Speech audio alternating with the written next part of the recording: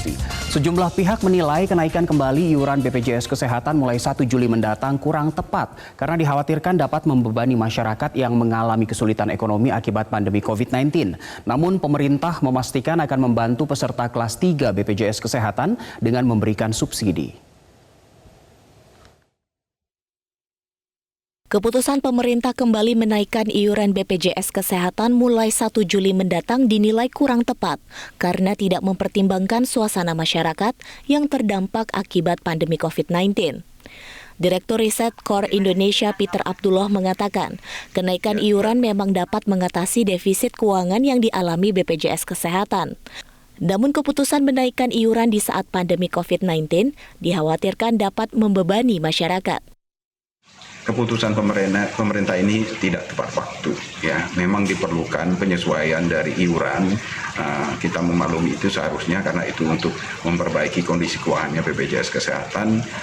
Tapi kalau nampaknya untuk saat ini tidak tepat waktu. Direktur Utama BPJS Kesehatan Fahmi Idris mengungkapkan, kenaikan iuran yang berlaku efektif 1 Juli mendatang harus dilakukan agar BPJS Kesehatan tidak mengalami kebangkrutan dan keberlangsungan program jaminan kesehatan dapat terus berlangsung.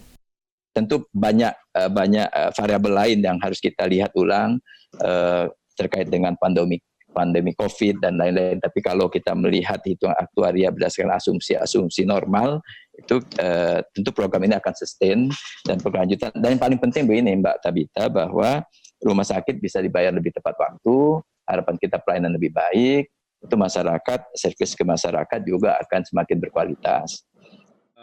Sementara itu, Dirjen Anggaran Kementerian Keuangan Askolani menegaskan, kenaikan iuran harus dipahami sebagai bentuk perlindungan kesehatan yang diberikan pemerintah secara keseluruhan dan untuk jangka waktu yang panjang.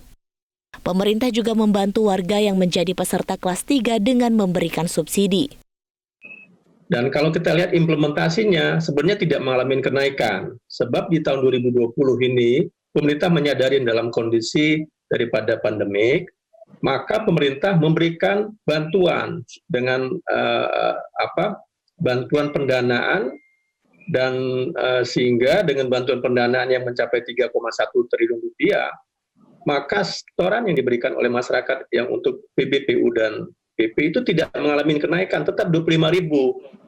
Kenaikan iuran peserta BPJS Kesehatan berdasarkan Perpres nomor 64 tahun 2020 dengan ketentuan tarif kelas 1 naik dari Rp80.000 menjadi Rp150.000 dan kelas 2 naik dari Rp51.000 menjadi Rp100.000.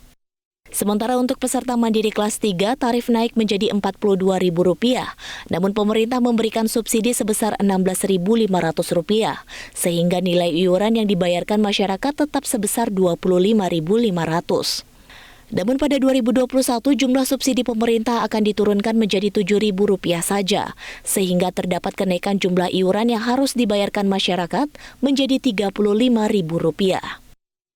Tim Liputan, Metro TV.